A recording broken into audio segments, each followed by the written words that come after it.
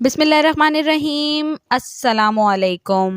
لوگوں نے خلیفہ حضرت عمر رضی اللہ تعالیٰ عنہ کو سننے سے انکار کر دیا۔ ایک روز حضرت عمر رضی اللہ تعالیٰ عنہ حسب معمول مسجد نبوی صلی اللہ علیہ وآلہ وسلم میں تشریف لائے اور منبر پر چڑھ کر حاضرین سے فرمایا، لوگوں میری بات دھیان سے سنو اور میری باتوں پر عمل کرو۔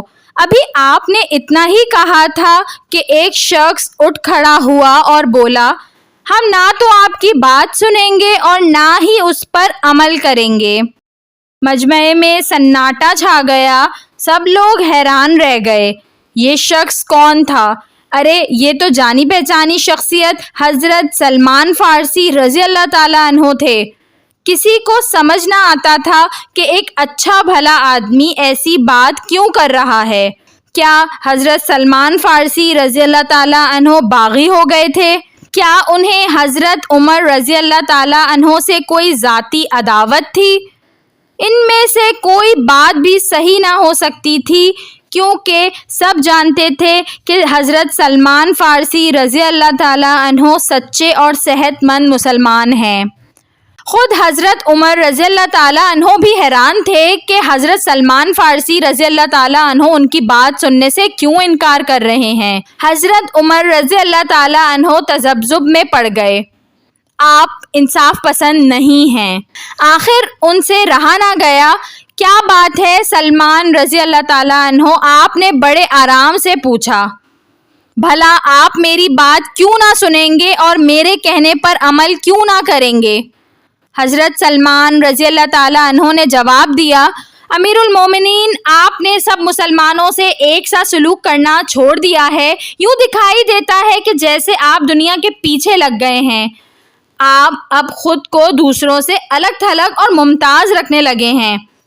حضرت عمر رضی اللہ تعالیٰ عنہ حیرت سے بولے، دیکھو بھائی سلمان، آپ کو مجھ پر ہر قسم کی نکتہ چینی کا حق حاصل ہے، مگر مجھے بتاؤ تو صحیح کہ میں نے انصاف سے منہ کیسے موڑ لیا ہے، دنیا کے پیچھے کیسے لگ گیا ہوں اور دوسروں کے بجائے اپنے آپ میں کیسے مگن ہو گیا ہوں۔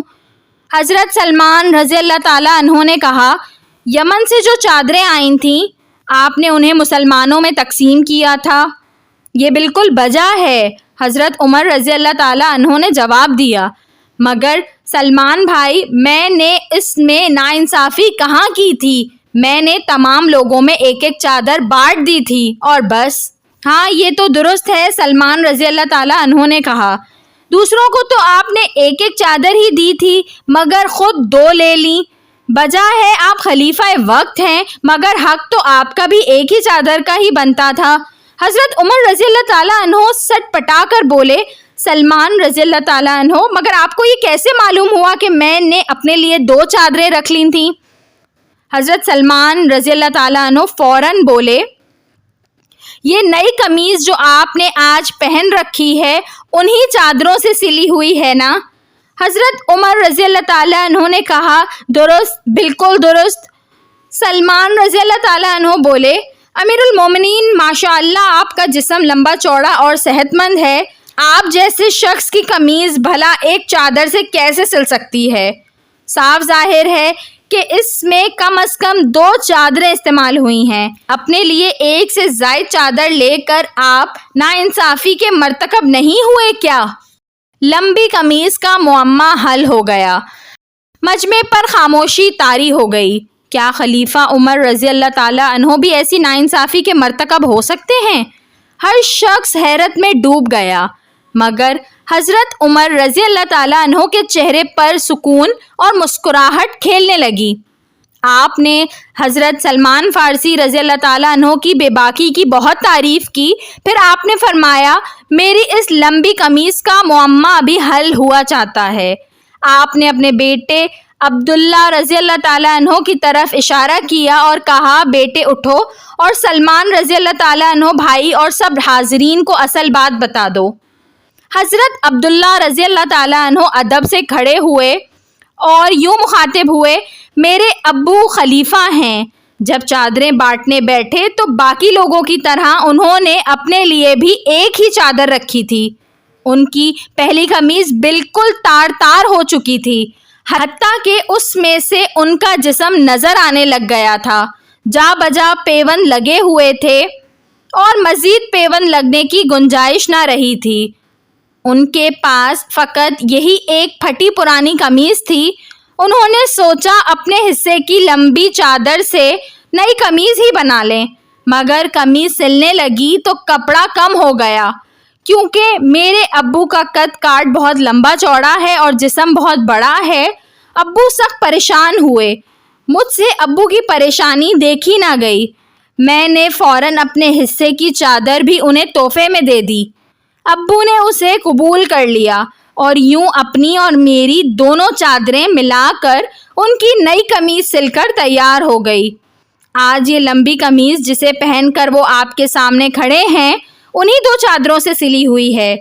حضرت عبداللہ رضی اللہ تعالیٰ عنہ کا بیان سن کر حاضرین کی جان میں جان آئی۔ لمبی قمیض کا معمہ حل ہو چکا تھا۔ لوگوں نے ایک بار پھر دیکھ لیا کہ ان کے سربراہ سلطنت کس قدر بلند پائے سیرت و کردار کے حامل تھے۔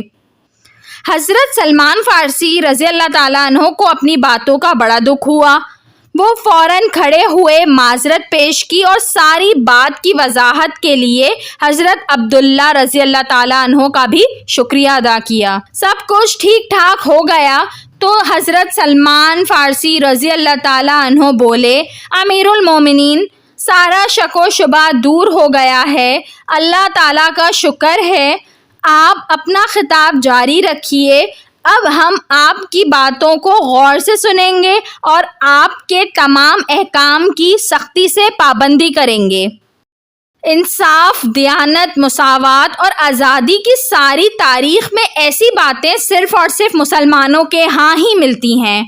دنیا کے باقی لوگوں نے قانون کے سامنے سب کی جواب دہی اور اسی طرح کے دوسرے سنہرے اصول مسلمانوں ہی سے سیکھے ہیں، مگر افسوس ہے کہ مسلمان اب اپنی شاندار تاریخ اور سنہری روایات بھلاتے چلے جا رہے ہیں۔